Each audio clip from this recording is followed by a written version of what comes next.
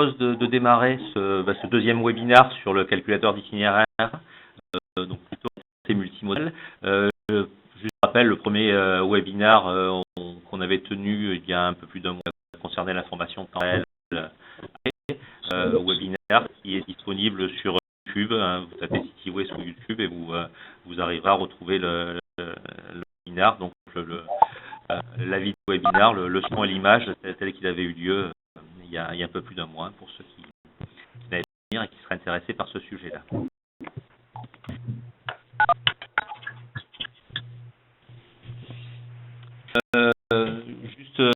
Donc la présentation d'aujourd'hui va être essentiellement centrée sur l'expérience de Chalon. Donc c'est Sébastien, le responsable marketing de Chalon, qui assurera cette présentation et je lui passerai la main tout à l'heure. Moi, j'ai oublié de me présenter. Donc, Joël Dampierre, directeur commercial de CityWay. Hormis les présentations, tout ce qui concerne l'interaction, durant les présentations, on va couper vos micros. Non pas qu'on ne veut pas échanger avec vous, mais c'est plus pour des soucis de qualité sonore. Et bien évidemment, à des présentations, on ouvrira les micros et bien sûr, vous pourrez poser toutes vos questions. De toute façon, au fur et à mesure, vous avez le chat où vous pouvez poser des questions et on essaye d'y répondre au fur et à mesure. Si les questions sont un peu plus complexes ou peut-être plus d'explications, on y répondra au fur et à mesure, mais on fera la réponse à la fin dans les échanges à la fin. Ce webinaire, comme le précédent, donc, est enregistré et sera disponible sur YouTube. On vous fera passer aussi l'adresse pour le visualiser si vous voulez. Et bien sûr, s'il y a le temps est court, donc on reste sur un format d'à peu près une demi-heure. Si vous avez des questions supplémentaires, des demandes, bien sûr, on est à disposition. On est aussi très à l'écoute et très friand de thèmes de webinaires que vous voudrez gérer. Donc, sur ça, n'hésitez pas à le faire. Pour rappel, mais très rapidement, parce que normalement tout le monde connaît CityWay. Donc, CityWay, société de services d'ingénierie informatique. On intervient dans un seul domaine, celui de la mobilité, celui des déplacements. Donc, c'est notre seul domaine d'activité. Et on propose des applications logicielles et également des prestations de services dans ce domaine-là de la mobilité, donc du site internet au calculateur d'itinéraire, aux centrales d'appel, aux boutiques en ligne, aux solutions mobiles, donc une palette assez large. En 4 chiffres, c'est 130 collaborateurs, 15 millions de chiffre d'affaires, une croissance à 2 chiffres depuis plusieurs années et qui, on espère, va continuer. Et une activité tournée, on va dire, vers les collectivités locales et pour un tiers vers les filiales Transdev. Voilà, le PowerPoint est passé un peu vite. Donc ça permet de profiter des superbes animations. Et donc, la particularité de CityWay, c'est bien d'être sur la thématique intermodalité et multimodalité. C'est vraiment dans et toutes nos solutions sont orientées multimodales, même si parfois c'est que du monomodal. Parce que CityWay, c'est même si on a des produits, on fait du sur-mesure. Donc la plupart du temps, on s'adapte aux besoins de nos clients, des différents. Et sûr, on essaye de porter l'innovation autant qu'on peut faire se peut. Aussi, juste pour elle, la gamme de produits CityWay, donc ce sont plusieurs gammes qui ont pour vocation multimodale de traiter tous les temps, le théorique, le temps réel ou le réel. Donc on est bien multimodal, multitemporel. On a vocation à couvrir vraiment tous les services, donc des outils métiers comme le calculateur d'itinéraire, des SEIV, des logiciels centrales d'appel, et également couvrir tous les médias, donc que ce soit le web, les points d'arrêt à travers les BIV, les centres d'appel, les agences commerciales, les solutions mobiles, on couvre tous ces aspects médias.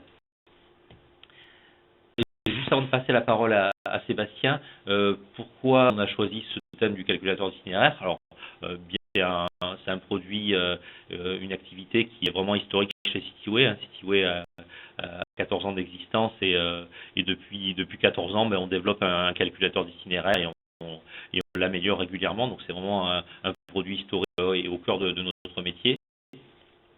Mais plus de ça, vraiment un outil métier, donc un service important pour les filiales, parce que ça permet aux voyageurs de planifier son trajet, et puis ça offre des solutions de déplacement vraiment personnalisées, donc c'est pas, on n'est pas sur une solution standard, c'est bien du personnalisé par rapport aux besoins du voyageur. Donc c'est pour ça que qu'aujourd'hui le calculateur d'itinéraire fait partie des pages sur un site internet les plus consultées, on va dire soit au même titre, soit un petit peu en dessous des horaires en général, hein, dans la plupart des filiales. Aujourd'hui, chez Transdev, c'est devenu un standard, hein. Il y a très peu de sites internet qui ne disposent pas d'un calculateur d'itinéraire. Donc, c'est proposé à tous voyageurs, mais très souvent monomodal. Donc là, c'est pour ça qu'on a choisi aujourd'hui de mettre en lumière l'expérience de Chalon, qui est plus multiple que ce qu'on peut retrouver dans les filiales Transdev. Je dirais, à l'exception de Montpellier. Il y a des gens de Montpellier qui sont connectés, donc je pense qu'à la fin de la réunion, ils nous parleront aussi de leur expérience multimodale. Mais c'est vrai que généralement, on est plutôt sur du monomodal et limité aussi fonctionnellement par rapport à toutes les possibilités que peut offrir un calculateur d'itinéraire, mais on ira à la fin. Le calculateur d'itinéraire, c'est un outil métier qui est disponible sur un site internet, mais pas que, hein. Sur des solutions mobiles, il peut être disponible, il peut être utilisé en centre d'appel pour mieux renseigner les clients, sur des bornes interactives, en agence commerciale. Donc, bref, c'est une brique métier qu'on peut envoyer sur Plan Média.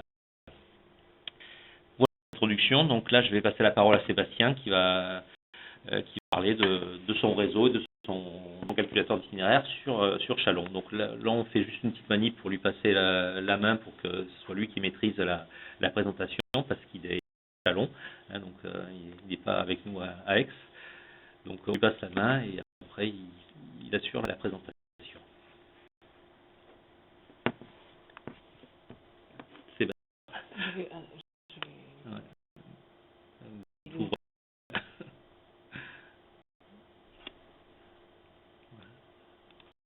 Voilà, ça y est. D'accord. Voilà. Bonjour à toutes et à tous. Oui, il faut que tu partages ton écran, par contre. Partage mon écran. Et oui, que ce que tu as à l'écran, tout le monde puisse en profiter. On va partager mon bureau. Très bien. Voilà.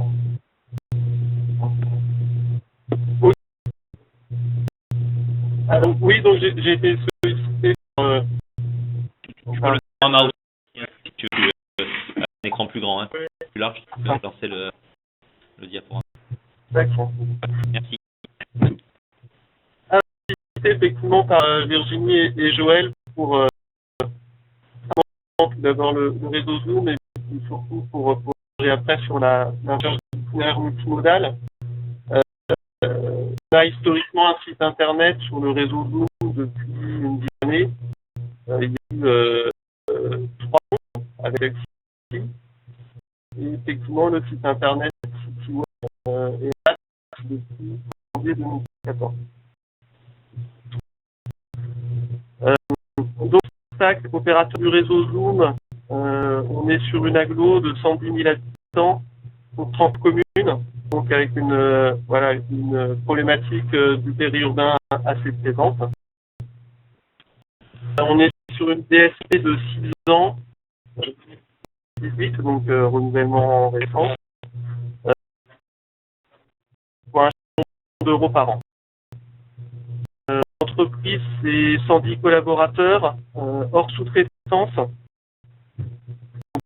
Sous-traitance qui représente environ un tiers du chiffre d'affaires. Peut-être la particularité, c'est qu'on est sur un réseau qui est très hiérarchisé, puisqu'on a cadencé sur 7 communes, avec des lignes qui vont de 10 minutes de fréquence jusqu'à une demi-heure. La ligne étant de fréquence étant la première ligne des HNS mise en place donc, sur le réseau Zoom. Le réseau périurbain qui est en fait un réseau mixte en place régulière qui ressemble beaucoup à ce qui peut faire en périurbain, c'est-à-dire qu'on a 2 allées le matin vers les établissements scolaires, 2 en soirée, et le tout est complété de transport à la demande, les horaires en heure creuse, scolaire. Donc, qui se substituent réguliers, donc qui se substituent virtuels. On a également du TPR sur les 39 communes. Un gros volume d'activité, on fait 500 000 km à peu près en TPNR. Et complémentaire, on a donc un système de vélo en libre service qui est tout récent également. C'est le système Sourbox qui est mis en place à Montpellier également. Puis sur des réseaux qui ne sont pas forcément chez nous, mais voilà, c'est un système qui se développe assez importante depuis un an et demi. En longue durée, une flotte d'une 50aine de vélos avec un petit peu de du vélo client et du vélo assistance électrique. Une navette centre-ville électrique et un système d'aide à l'exploitation des voyageurs d'être interfacé avec le site internet, en particulier pour la recherche d'horaires en temps réel. Voilà.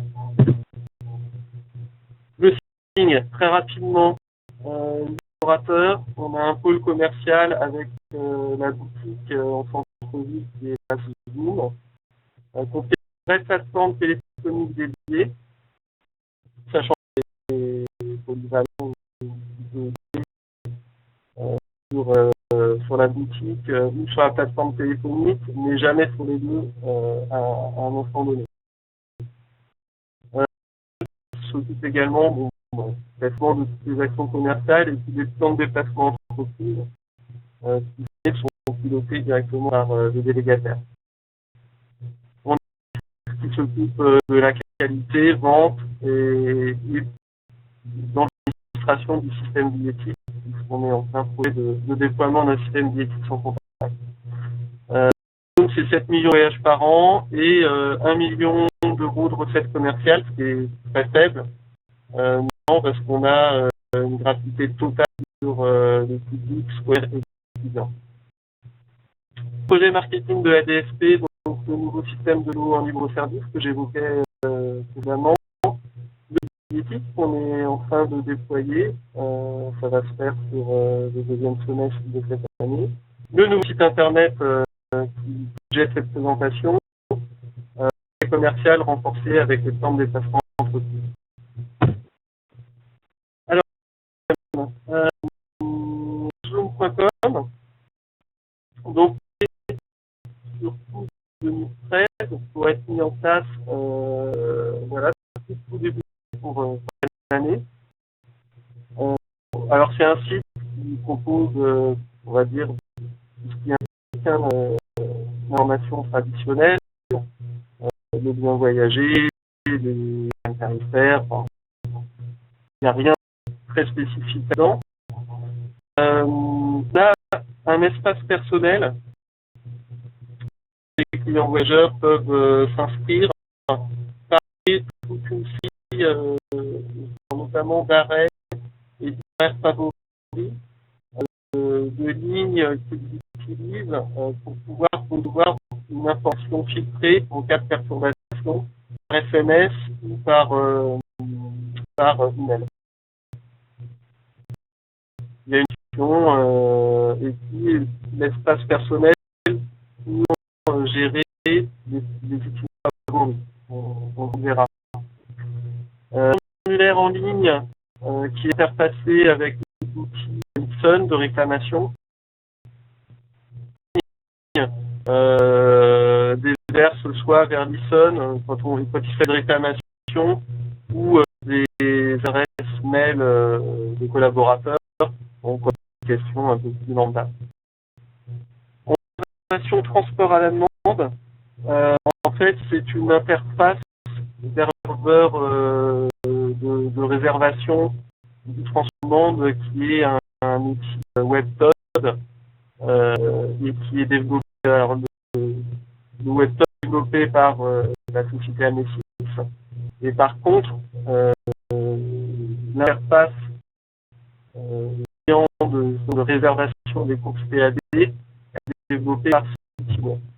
Voilà. Donc, c'est en cours et c'est dans le site du groupe. On vient vers le site Smooth pour tout ce qui concerne les vélos en libre service et vélos en longue durée.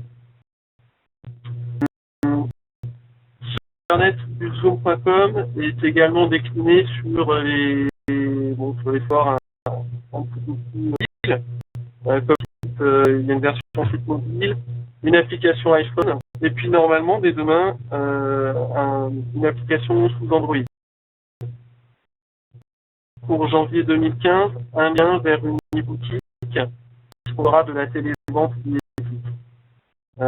et puis, bien sûr, ce qui fait l'objet de la présentation aujourd'hui, une recherche d'itinéraire multimodal. On a du bus et du transport à la demande, transport des virtuels, donc on a le même type d'information aux voyageurs que sur le bus. Simplement, il y a quand même une vision supplémentaire sur le fait qu'il faut réserver son voyage. On a également configuré cette recherche d'itinéraire, casting relais, les points d'intérêt, lieux remarquables, les dotations de vélos en libre service, et un module de covoiturage, sur lequel je reste très novice, donc c'est moi vous faire de démonstration dessus.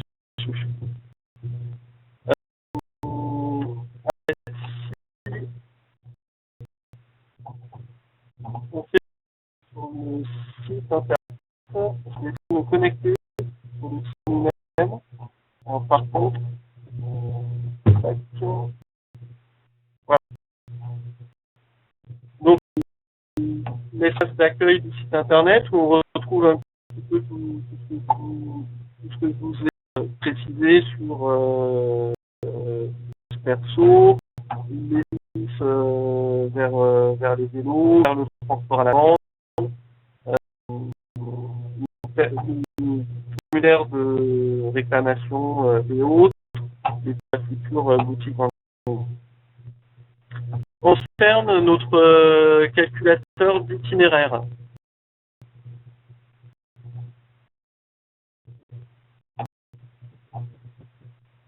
Alors, les champs qui sont classiques sur nos recherches d'itinéraire, mais on a aussi une rubrique mode de bord où on a un petit peu configurer nos modes de transport prêts à utiliser pour notre trajet.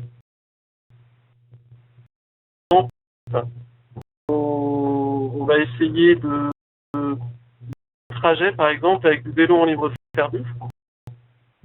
Donc là, c'est le vélo en libre service. Le module est effectivement de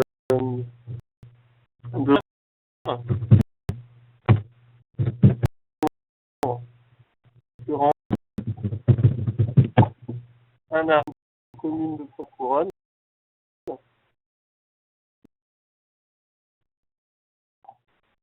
Voilà. Et puis, au foyer de travailleurs. Alors moi, réellement, je sais que au foyer des jeunes travailleurs, il y a une station de vélo en libre service. Donc c'est pour ça un peu ma recherche aussi dans le cadre de la présentation.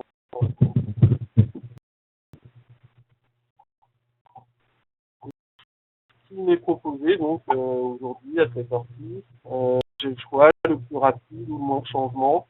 Je vais prendre le plus rapide.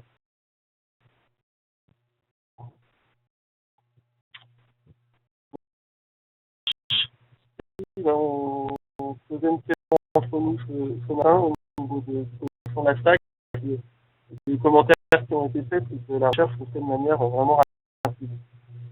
Et donc, c'est intéressant parce que on débute aussi une solution en bus, complètement ce vélo en libre service, et qui est même plutôt ce qui est proposé par ailleurs. Alors, c'est classique, voilà, avec un départ donc Europe, je prends la ligne 2 direction Brest-Champforgeuil, tendance au même entre la ligne 2 et à l'arrêt République Colombe. un arrêt qui est 4 minutes à pied du foyer des jeunes travailleurs. À ce moment-là, des petits également qui sont assez intéressants. On a carbone sur le trajet.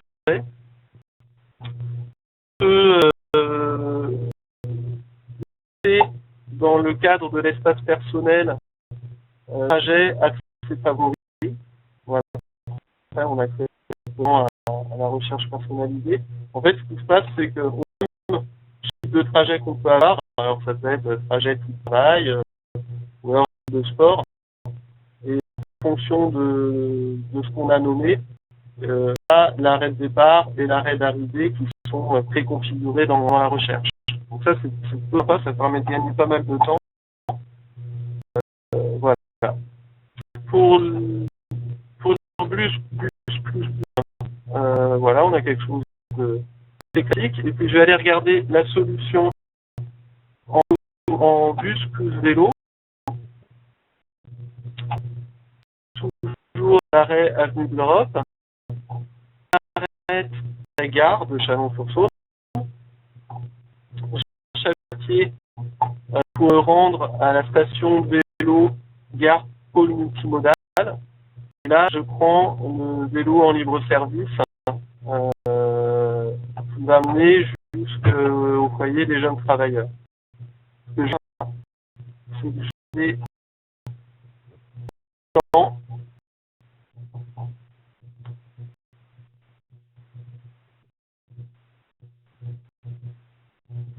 Là, on voit bien, je pars d'une commune de Couronne, là c'est l'arrêt avenue de l'Europe. Je suis sur l'itinéraire ligne 2. Ma correspondance s'arrête. La vélo en libre service se situe ici. Et là, effectivement, un petit détour parce que c'est une sens de circulation qui m'impose. Et l'eau se termine à la qui se situe effectivement en plein rond-point. Et je termine à pied jusqu'à l'entrée du foyer des travailleurs. Bien un lieu remarquable et pas un point d'arrêt unique. Donc cette recherche, j'ai vraiment un petit peu tout. J'ai des douces, des salles, et puis j'ai des lieux remarquables en nationale. Donc j'ai vraiment un petit peu de recherche multimodale. 2 exemples rapidement. Vous concentrer sur modal là on voit qu'effectivement alors c'est particulièrement adapté à notre territoire. Ce qui est, c'est qu'on a 39 communes avec une mal desservie parce qu'on est sur du périurbain très peu dense. Et l'intérêt finalement, c'est lié de des trajets et finalement de pas faire de pas au mode de transport mais plutôt de les combiner, favoriser le rabattement voiture périurbain vers on va dire la périphérie de Chalon. Proposer effectivement une voiture sur un parcours qui n'excède pas 10 km. Alors on essaie de laisser la voiture dans un parcours, donc ça c'est configuré comme un lieu remarquable, ou à proximité d'arrêt. Ce que je vais choisir. Voilà.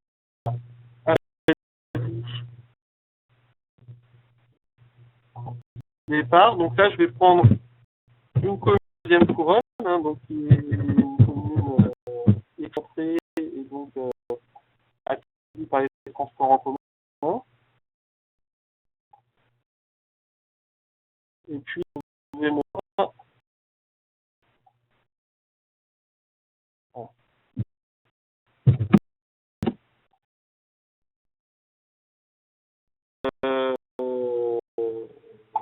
par exemple, Palais du Site.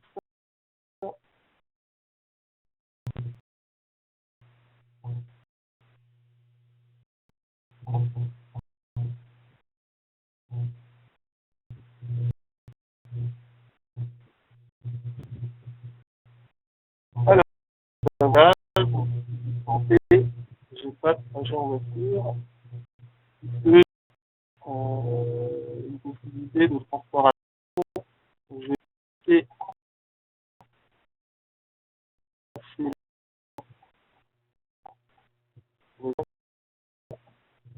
modal.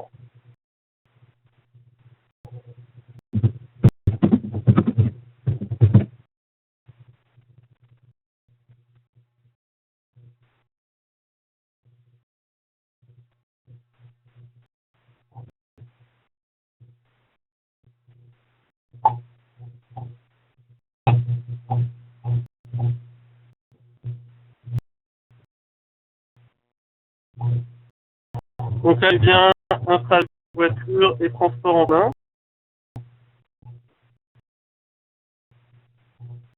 Ma voiture à Viray-le-Grand. Je mettrai le plan juste après pour voir, pour visualiser comment ça se passe.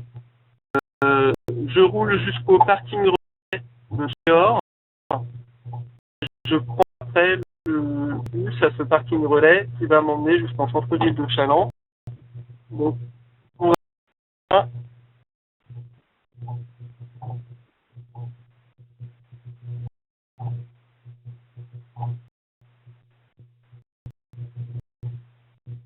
alors,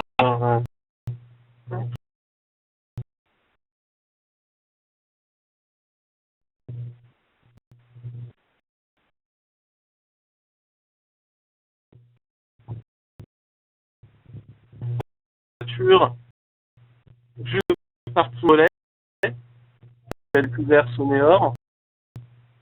Donc, je vais mettre ma correspondance avec le bus, ça m'amène en centre-ville. Donc, ça permet de bien combiner l'utilisation des deux modes de transport. Regarde si j'ai oublié des choses importantes. Bon, c'est à peu près tout ce que je voulais. Juste conclure effectivement en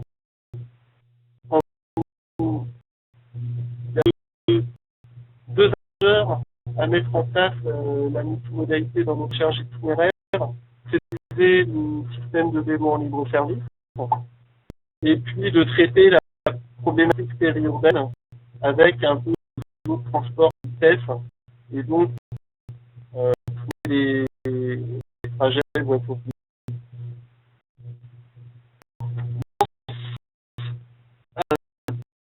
Terminer la présentation. Ouais. Je vais peut-être redonner la parole à Virginie et puis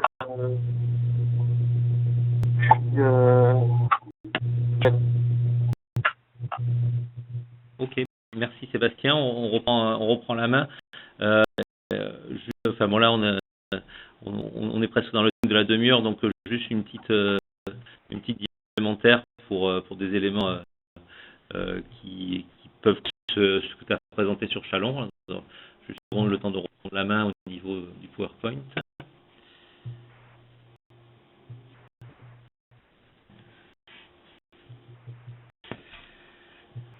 Donc juste pour préciser, par rapport à ce qui vous était présenté sur Chalon, donc bien avoir à l'esprit qu'aujourd'hui en matière de calculateur d'itinéraire, on peut bien sûr proposer un calculateur d'itinéraire qui s'appuie sur des données théoriques, ce qui a été sur Chalon, qui s'appuie également sur des données dynamiques en termes de perturbation en affichage, là aussi comme à Chalon aujourd'hui, soit également en intégrant dans la recherche itinéraire permettant de proposer un itinéraire qui évite les perturbations dès lors qu'un tronçon, un arrêt est impacté par une perturbation, on est en mesure de proposer un itinéraire contournant cette perturbation. Donc on passe dans un niveau un peu plus dynamique. Aujourd'hui, on sait aussi intégrer les données temps réel, donc c'est-à-dire faire une recherche itinéraire temps réel avec des données venant d'un SAE. Et on sait également les faire en prédictive, soit des données prédictives, de modèles prédictifs, avec des données historisées. Précision sur le temps réel, il a peut-être plus d'attrait en utilisation sur téléphone portable que sur un site web. On est plus du coup sur du guidage et de l'aide au déplacement en situation de déplacement plus qu'en préparation et en planification. Donc aujourd'hui on est en mesure et on a intégré tous les modes de transport possibles et imaginables. Donc les réseaux, le réseau bus, tramway, métro d'une filiale Transdev, mais aussi tous les transports en commun. Donc les TAD, on les a vus, et quelles que soient les formes de TAD, du virtuel, du zonal, du point à point, du convergent, enfin tout ce qui peut exister en TAD. Tous les autres modes doux, donc la marche à pied bien sûr, le covoiturage, autopartage et la voiture qui est importante, le fait de proposer du rabattement sur parc relais, c'est important. On n'a pas vocation à proposer un itinéraire intégralement en voiture, mais au moins un rabattement sur parc relais ou sur un arrêt avec stationnement voirie, on peut. Après, en matière de fonctionnalités liées au calculateur, donc bien sûr, il y a tout type de recherche d'arrêt de lieu public ou d'adresse à adresse, mais sur le top étant bien sûr l'adresse. L'utilisation de la cartographie, on l'a vu là aussi sur Chalon, mais elle peut être encore plus importante avec des outils cartographiques encore plus puissants, permettant de fonctionner qu'avec la carto en fait. Certaines personnes font des recherches itinéraires en tapant leur adresse, d'autres personnes préfèrent utiliser la cartographie, donc avec des cartos lieux publics, les points d'intérêt, les événements, etc. On peut faire des choses très proches de Google Maps. On utilise de toute façon en fond carto Google Maps, mais dans l'esprit très proche de Google Maps pour avoir une recherche itinéraire très intuitive au niveau cartographique. Environnemental, on l'a vu sur Chalon, donc avec les indicateurs de CO2 par rapport à la voiture particulière. On peut intégrer également un coût de trajet.